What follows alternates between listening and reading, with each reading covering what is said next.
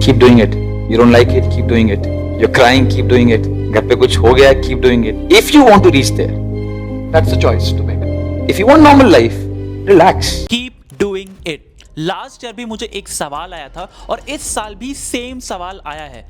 Last year मैंने उनसे कहा था कि आपको जो मैं बोल रहा हूँ एकदम गाइड, एकदम फॉलो करो स्ट्रिक्टली। और इस साल भी जिसका मैं ये सवाल आया ना, सेम सवाल, उसको भी मैं सेम चीज़ कहा हूँ, मुझे स्ट्रिक्टली फॉलो करो, एकदम गाइड, जो भी मैं बोल रहा हूँ एकदम फॉलो करो और देखो ऐसा इसी में हो जाएगा।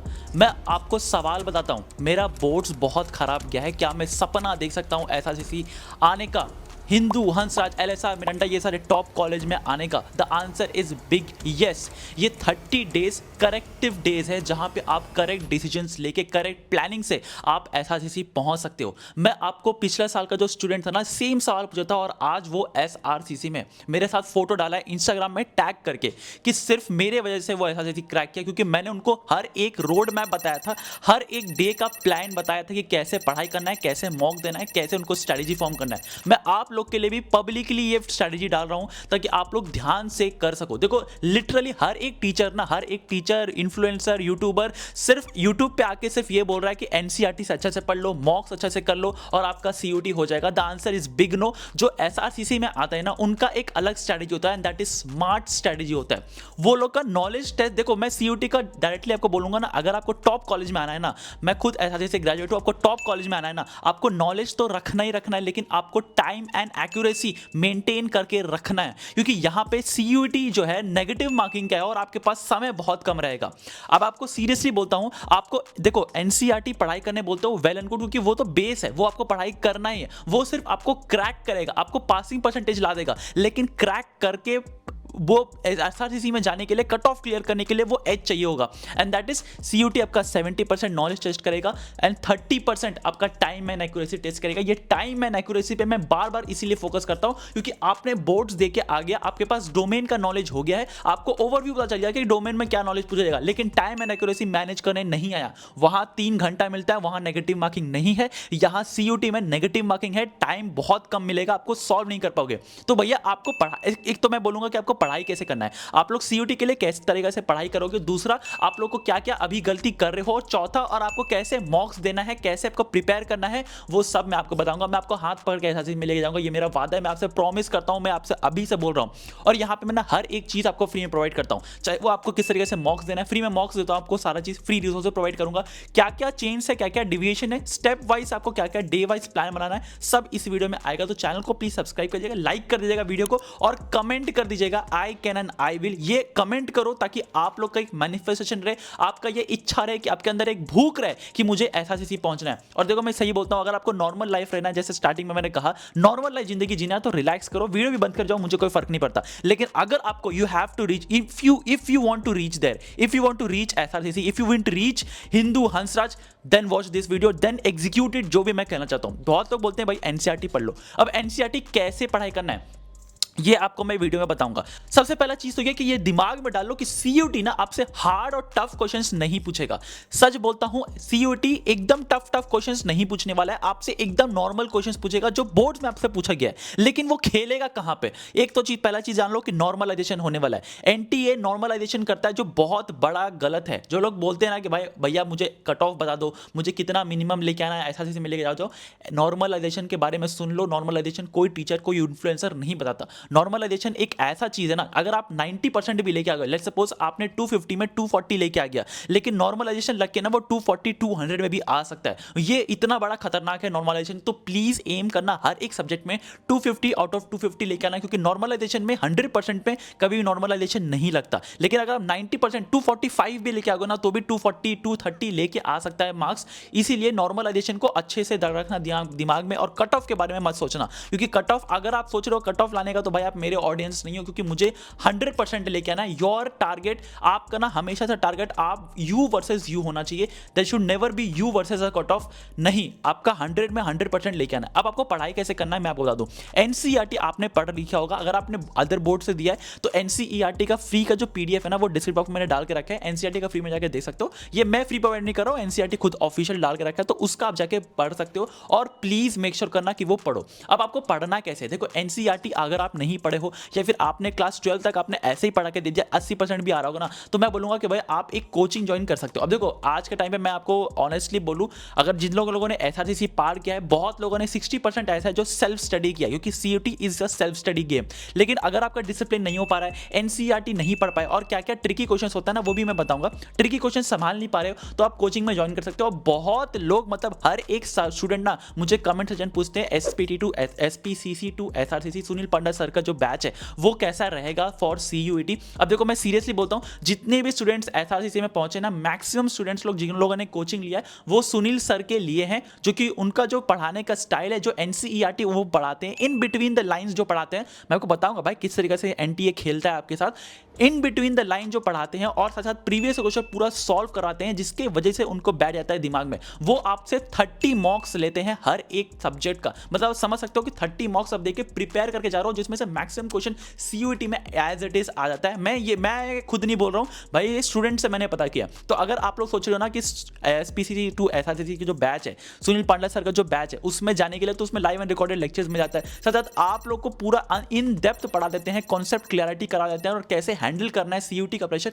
वो बताते हैं। और मुझे सबसे ज़्यादा अच्छा ये लगा जब मैं बात किया हूँ बहुत सारे स्टूडेंट से, अपने जूनियर से जो एसआरसीसी में अभी पढ़ रहे हैं, सीयूईटी दे के उन्होंने क्रैक किया है, तो उन्होंने कहा कि वो नंबर सेव कर लेते हैं अपना, मतलब जो मोबाइल नंबर जो सुनील सर का है वो सब स्टूडेंट्स के पास रहता है, और एक बार पेड बैच लेने के बाद ना वो प्रेफरेंस लिस्ट तक, एडमिशन तक, मतलब ये सीयूईटी हो जाएगा उसके बाद तक भी प्रेफरेंस लिस्ट तक कभी वो साथ नहीं छोड़ते हैं, जो मुझे काफ़ी ज़्यादा अच्छा लगा, क्योंकि स्टूडेंट्स के साथ साथ एंड तक पूरा रहता है। ऐसे नहीं कि पढ़ाई पैसा ले लिया और उसके बाद पढ़ाई कर दिया तो छोड़ दिया, नहीं भाई, वो पूरा एंड तक रहते हैं, जो कि हैंड होल्डिंग रहता है। तो अगर आप चाहते हो बैच लेने का तो आई वुड सजेस्ट कि हाँ सुनील पांडा सर का आप ले सकते हो, क्योंकि बहुत ज़्यादा लोग ने मुझे कमेंट किया था रिव्यू बनाने के लिए, तो मैं ऑनेस्ट रिव्यू आपको बता रहा हूँ, तो आप लोग जरूर जाके ले सकते हो सुनील पांडा सर का बैच। ऑफ कोर्स उन लोग सीबीटी मोड का भी जो क्वेश्चन होता है, जैसे कि अब आप लोग ने बोर्ड्स में हाथ से लिख किया होगा, लेकिन सीयूटी ना सीबीटी मोड में होना, मतलब कंप्यूटराइज बेस्ड में होने वाला है, और सीबीटी मोड में मतलब आपको कंप्यूटर चलाने आना चाहिए, उसका भी वो डेली प्रैक्टिस करवाते हैं। तो मैं बोलूँगा कि भाई आप जरूर से जाके चेकआउट कर सकते हो। ऑफकोर्स इनका काफ़ी ज़्यादा ऑफर भी चला है, तो डिस्क्रिप्शन में मैंने लिंक डाल के रखा है, डायरेक्टली आप लोग डायरेक्टली जा इधर उधर ना हो, डायरेक्टली आप लिंक पे क्लिक करके डायरेक्ट जाके आप चेकआउट कर सकते हो उनका पेड बैच, और पेड बैच में एनरोल कर सकते हो। मैं बोलूंगा कि जरूर जाके चेकआउट करना। अब देखो काफी सारे बैचेस है, बट सुनील पांडा सर का, क्योंकि मैंने एसआरसीसी स्टूडेंट से काफी सारे सुने हैं, काफी लोगों ने बातचीत किया, काफी लोगों से मैं रिव्यू लिया, उसके बाद रिकमेंड कर रहा हूं, तो it is a yes for you, जरूर जाके आप चेकआउट कर सकते हो। अब नेक्स्ट आता है कि भैया आप लोग कैसे सीयूटी खेलते हैं। अब देखो मैं आपको यहां से बहुत ध्यान से सुना, क्योंकि मैं यहां पे आपको बहुत सारी चीजों पे बताने वाला हूं और नॉलेज शेयर करने वाला हूं। सबसे पहला चीज तो ये सीयूटी खेलता है कैसे। देखो आप लोगों ने बीएसटी में, बिजनेस स्टडीज में आप लोग पढ़ा होगा कि बिजनेस प्लानिंग क्यों जरूरी होता है, प्लानिंग गिव्स अ डायरेक्शन। आप लोगों ने ऐसे पढ़ाई होगा, planning gives a direction, planning reduces uncertainty, ये सारी चीज आपने हेडिंग पढ़ाई की होगा। लेकिन सीयूटी खेलता है कैसे पता है, वो आपको केस स्टडी बेस बना के दे देगा, और उसमें से एक सवाल ऐसा रहेगा, पूरा केस स्टडी का ऐसा रहेगा कि वो पूछेगा कि क्या फीचर है इसका, प्लानिंग का क्या फीचर है, इससे क्या मिल रहा है आपको वो लिखना पड़ेगा कि ये प्लानिंग प्रोवाइड्स अनसर्टेनिटी है, ये एक फीचर है। मतलब आप डिफरेंस समझ रहे हो क्या है। बोर्ड एग्जाम में आप लोग लिखते थे what are the features of planning, और planning what are the features of planning में लिखते थे कि planning provides direction, reduces uncertainty, ये सारे पॉइंट्स लिखते थे। बट सीयूटी में आपको केस स्टडी पूरा पूछ लेगा, और केस स्टडी से ये एग्जाम्पल पूछेगा कि इसका फीचर कौन सा, मतलब है कि कौन सा फीचर ये दिखाना चाहता है, कौन सा फीचर ये बताना चाहता है। तो उसमें आपको ऑप्शन दिया रहेगा कि it provides, it reduces uncertainty, ये एग्जाम्पल प्लानिंग का है, ये एग्जाम्पल ऑर्गेनाइजेशन का है। मतलब समझ रहे हो, केस बेस्ड स्टडी से आपको पूरा क्वेश्चन पूछेगा और आपका कॉन्सेप्चुअल अंडरस्टैंडिंग पता करना पड़ेगा। तो इसीलिए बोलता हूं कि भाई आपको इन बिटवीन द लाइंस है ना, वो पढ़ना पड़ेगा। दूसरा चीज ये कि जो लोग एसआरसीसी पहुंचते हैं, जो लोग जैसे मैं एसआरसीसी पहुंचा हूं, तो वो मैंने ना इन बिटवीन द लाइंस को, क्वेश्चंस को बहुत अच्छे से एक बार पूरा चैप्टर ओवरव्यू किया था, लाइन बाय लाइन थोड़ा रीडिंग किया था, जिससे मुझे समझ आ गया कि कौन कौन से कॉन्सेप्ट कहां अंडरलाइन करते हैं, कौन सा मेन हेडिंग है। अब जैसे कि आप लोग सीयूटी का कैसे प्रिपेयर करोगे, आप लोग मैक्सिमम जैसे take an example of economics में what are the features of demand, या फिर प्राइस कैसे फिक्स होता है, तो उसका आप लोग पढ़ रहे होगे। इसमें 4 ऑप्शन लिया होगा रहेगा, 4 ऑप्शन में से कोई एक टिक करेगा, आंसर राइट हो जाएगा। यही गलती करते हो, क्योंकि क्वेश्चंस आप सही से नहीं पढ़ते हो, और उसमें क्वेश्चन में लिखा लगता है, ओवरलुक कर लेते हो, ओवर कॉन्फिडेंस में ओवरलुक कर देते हो। What are the features of pricing, ये लिखा होगा, what among them which feature is not the feature of the pricing। मतलब आप समझ रहे हो कि किस ट्विस्ट करके क्वेश्चंस पूछ सकता है कि आपको चारों ऑप्शन सही दे देगा, या फिर 2 ऐसे दे देगा जो आपको बिल्कुल सिमिलर लगेगा और क्वेश्चन ट्विस्ट करके दे रहेगा। मतलब समझ रहे हो, ट्विस्ट एंड ट्रिकी क्वेश्चंस पूछा जाएगा, कॉन्सेप्ट्स बहुत ज्यादा इन डेप्थ करके पूछा जाएगा। ये सीयूटी का खासियत है। अब यहाँ पे ना मेन दिक्कत आता है आपका टाइम एंड एक्यूरेसी। जैसे मैं स्टार्टिंग ऑफ द वीडियो कहा, टाइम एंड एक्यूरेसी मेंटेन करने का। अब जैसे मैंने प्रिपेयर किया, जैसे काफी लोगों ने प्रिपेयर किया, जो एसएससी पहुंचते हैं वो लिटिल बिट ऑफ हार्श रहते हैं टुवर्ड्स देयर स्टडीज। अब जैसे कि आप लोग को 60 मिनट्स में 50 क्वेश्चन सॉल्व करना रहेगा, जहां हर एक क्वेश्चन का, हर एक आंसर का, राइट आंसर का 5 मार्क्स रहेगा, लेकिन नेगेटिव मार्किंग रहेगा। आप लोग अभी से ये प्रैक्टिस करो कि 50 मिनट्स में 50 क्वेश्चंस प्रैक्टिस करने का, सॉल्व करने का ट्राई करो। अब इससे क्या होगा कि पहला आप लोग का पहला स्टार्टिंग में नहीं हो पाएगा, 55 मिनट्स रहेगा, 56 मिनट्स रहेगा, लेकिन ट्राई करो 50 मिनट्स सॉल्व करने का। अब इसमें क्या होता है ना, 2 पार्ट्स होता है। थ्योरी में बहुत जल्दी आप सॉल्व करने लगोगे, हाँ थ्योरी में आपका जल्दी हो जाएगा, लेकिन प्रैक्टिकल सब्जेक्ट जहां पे सम सॉल्व होने वाला है, जहां पे आप लोग को सम, अकाउंट्स हो गया, मैथ्स हो गया, इसमें बहुत ज्यादा टाइम खींचेगा और यहीं पे आपका नंबर कटता है, क्योंकि टाइम एंड एक्यूरेसी आप मेंटेन नहीं कर पाते हो, जिसके वजह से सीयूटी में नंबर आपका बहुत ज्यादा कम हो जाता है और नॉर्मलाइजेशन के चलते और कम हो जाता है। तो प्लीज मेक श्योर करना कि 50 मिनट्स में 50 क्वेश्चन सॉल्व करने का ट्राई करना। दैट इज द बहुत ज्यादा हार्श रहो खुद से अभी के टाइम पे, क्योंकि जब आप मेन एग्जाम में बैठोगे ना, तब आपके पास टाइम रहेगा कि हाँ मेरे पास 10 मिनट्स एक्स्ट्रा है, so that I can review the questions, I can review the answers that I have marked. इससे काफी ज्यादा, बहुत ज्यादा, मतलब क्या बोलते हैं ना, लिटरली आपको कॉन्फिडेंस बिल्ड होगा। दूसरा चीज ये, एक जो स्मार्ट स्ट्रेटेजी, जो स्मार्टर स्ट्रेटेजी फॉलो करते हैं, दैट इज हम लोग क्या करते हैं ना, हम लोग हर एक एमसीक्यू जब सॉल्व करते हैं ना, वो सही एकदम 100% कॉन्फिडेंट है कि एक ऑप्शन सही है तो टिक कर देते हैं। लेकिन जब थोड़ा सा डाइसी रहता है ना, तो एलिमिनेशन मेथड यूज करते हैं। अब ये एलिमिनेशन मेथड अभी से आएगा प्रैक्टिस करने से। इसका मतलब क्या है एलिमिनेशन मेथड का, जहां पे आप एक क्वेश्चन सेलेक्ट करो, उसमें से आपको डाइसी लग रहा है, 2 ऑप्शन आपको लग रहा है कि भाई, या फिर 3 ऑप्शन लग रहा है कि 3 ऑप्शन में कौन सा सही हो सकता है, ऐसा आपको लग रहा है। एक आंसर तो आपको समझ आएगा, तो आप ट्राई करो एलिमिनेट करने का, कि देखो 4 ऑप्शन है, एक तो मैंने एलिमिनेट कर दिया, मतलब मेरा probability of correcting the answer is 1/3 हो गया। इससे क्या होगा ना कि आप लोग probability of getting the answer right, इसका प्रोबेबिलिटी बढ़ जाएगा। जब आप 2 पे पहुंच जाओगे तो 50-50% चांसेस होता था कि ये सही है या फिर ये गलत है। और अगर मैं 50-50 में पहुंच गए, इसमें सबसे ज्यादा यूज होता है प्रैक्टिकल में, ये जो मेथड होता है, इसमें क्या हो ना, 50 हर दोनों आंसर को पुट कर दो उस क्वेश्चन में। लेट सपोज जब आपको ट्रायल बैलेंस बनाने जा रहा है, तो उसमें आपको बैलेंसिंग फिगर नहीं पता चल रहा, आप पुट कर दो उस ऑप्शन को उस क्वेश्चन में। जैसे रेशियो एंड प्रोपोर्शन में x:y पूछा जा रहा है और उसमें कुछ इक्वेशन है, तो आप उस ऑप्शन को पुट करके दे दो, पुट करके देख लो उस इक्वेशन में कि उसका आंसर, वो डिजायर्ड आंसर आ रहा है कि नहीं। मतलब समझ रहे हो मैं क्या बोलना चाहता हूं। आपके पास क्वेश्चन है ऊपर में और आंसर है 4 ऑप्शन, उसमें आपने 2 एलिमिनेट कर दिया, 2 है, दोनों को पुट करके देखो क्वेश्चन में कि उसका आ रहा है कि नहीं। इससे क्या होगा ना, आप लोग जल्दी से आंसर पहुंच पाओगे, करेक्ट आंसर पहुंच पाओगे। और ये बहुत सारे ट्रिकी क्वेश्चंस, बहुत सारे ट्रिकी लोग करते हैं। अब मैं हर एक बार यही बोलता हूं कि आपको सॉल्व करो प्रीवियस क्वेश्चन पेपर। देखो सीयूटी में देखो, आज आप जब पढ़ाई करने बैठोगे, तो एक जब आप कोई भी सब्जेक्ट का ले रहे हो, जैसे सपोज अकाउंट्स चालू कर रहे हो, एक प्रीवियस पेपर पूरा सॉल्व कर लो, आपको समझ आ जाएगा कि आपका औकात क्या है। देखो मैं हार्श वर्ड यूज कर रहा हूं, लेकिन जिस दिन आपको समझ आ जाएगा ना हार्श वर्ड्स क्यों यूज कर रहा हूं, जब आपको समझ आ जाएगा कि आपका औकात क्या है, तो आपको कहां से कहां तक पहुंचना है, ये आपका टारगेट फिक्स हो जाएगा। कौन सा सब्जेक्ट में, कौन सा चैप्टर्स में आपका वीक है, ये समझ आ जाएगा। तो एक प्रीवियस क्वेश्चन पर पूरा सॉल्व कर लो, आपको समझ आ जाएगा कि भाई हाँ, मुझे यहाँ मेरा ये चैप्टर में वीक है, ये मेरा कॉन्सेप्ट समझ नहीं आता है। तो इससे बहुत ज्यादा आपका जल्दी से अपग्रेडेशन हो जाएगा। अब देखो मैं आपको सच बोलता हूँ, English is very very very important. हर एक वीडियो में चीख के बोलता हूँ, हर एक वीडियो में बहुत बार बोला हूँ, टेलीग्राम में बोला हूं, प्लीज प्रैक्टिस इंग्लिश। अब आपके लिए ना मैं एक 50 क्वेश्चंस का एक ट्रिकी क्वेश्चंस लेके आ रहा हूं, वो मैं आपको पास आपके साथ मैं पोस्ट कर दूंगा टेलीग्राम ग्रुप में। तो टेलीग्राम ग्रुप जुड़ जाना। इसके जस्ट वीडियो के 1 घंटा के या 2 घंटा के अंदर एक 50 क्वेश्चन का एक आपके पास ट्रिकी क्वेश्चंस आने वाला है,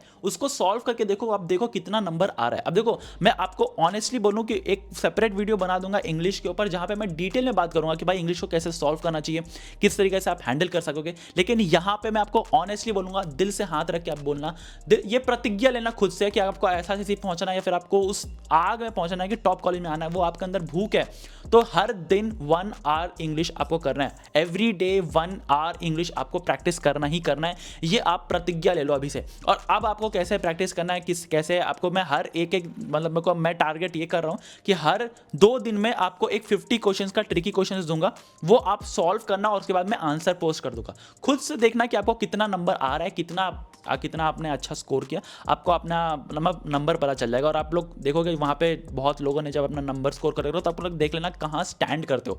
तो अगर आप ये चाहिए, अगर आपको मैं ये सीरीज़ चालू करूँ तो कमेंट करके मुझे बता देना, मैं चालू कर दूंगा ये सीरीज़। और ऑफकोर्स आप लोग के लिए मैं जो हो सकता है बन सकता है, क्योंकि मैं समझता हूँ कि ना आप लोग एक यंगर उज्जवल हो जो कि कंफ्यूज है, जो कि चाहता है टॉप कॉलेज में आने का। यंगर उज्जवल समझता हूँ मैं आप लोगों के लिए। मैं आपसे 1 रुपये में नहीं लेता हूँ और ना कभी लूँगा। तो प्लीज़ आप ट्राई करो कि मैं कमेंट करके मुझे बता दो, अगर आपको चाहिए तो मैं कमेंट ऑफकोर्स में डाल दूंगा ये। बट आप उस क्वेश्चन को सॉल्व करो ना करो वो बात की बात है, लेकिन अभी मेक श्योर करना कि आप 1 आवर इंग्लिश को दे। मैं सच बोलता हूँ, डोमेन में आपका नॉलेज आ जाएगा। जो अगर आपके और आपके कॉलेज के बीच में, एसआरसीसी के बीच में कोई खड़ा है तो वो इंग्लिश है, क्योंकि मैक्सिमम स्टूडेंट्स का इंग्लिश बहुत बेकार जाता है। अब नेक्स्ट आता है कि भाई प्लीज़ मेक श्योर करना कि आप एनसीईआरटी को गो थ्रू करें, बहुत अच्छा तरीका से लाइन बाय लाइन पढ़े, क्योंकि केस स्टडी से क्वेश्चन पूछा जा रहा है सीयूटी में। और कि जितना केस स्टडी से पूछ रहे हैं ना, इसका ये मतलब है कि वो घुमा फिरा करता है। देखो मैं आपको सच बोलता हूँ, आपका जो मार्क्स आने वाला है ना सीयूटी में, वो 80 to 90% मैक्सिमम स्टूडेंट्स का आ जाएगा। मैं 100% मैं लिख के देता हूँ। अगर आप लोग में से 80-90% में नहीं आया ना तो फिर मेरे को बोल देना।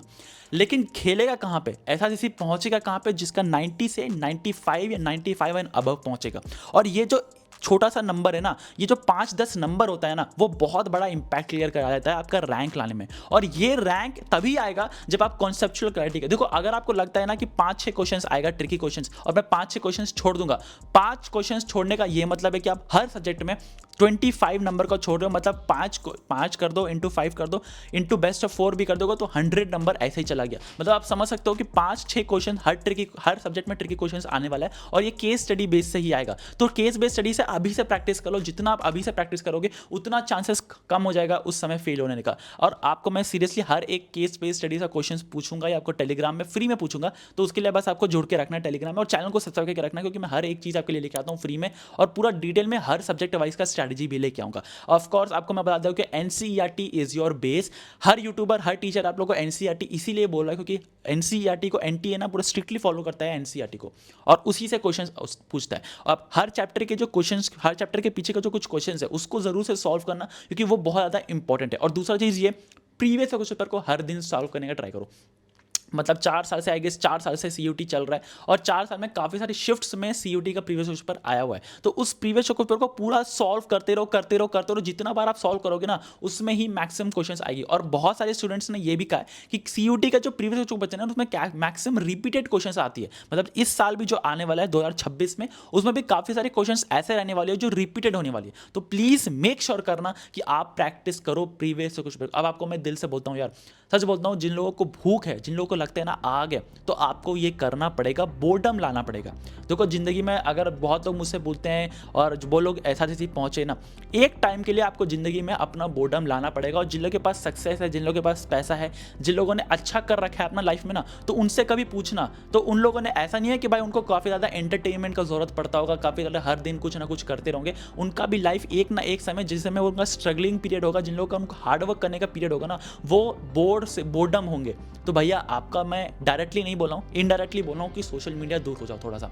अगर आपको क्या वो रील चलाना, एक रील स्क्रॉल करना, वो ज़्यादा इंपॉर्टेंट है, वो ज़्यादा नाम के आगे एसआरसीसी लिखा रहेगा भाई।